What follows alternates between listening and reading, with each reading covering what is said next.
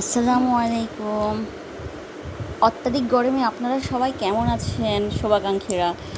আমি এসে পড়েছি আপনাদের কাছে আমার বড় মেয়ে রায়বা কারিমের হাতের একটা মজার ভর্তা বিরিয়ানি। ভর্তাটি হচ্ছে আম ভর্তা, কাঁচা আমের ভর্তা। এই গরমে কার না খেতে ভালো লাগে?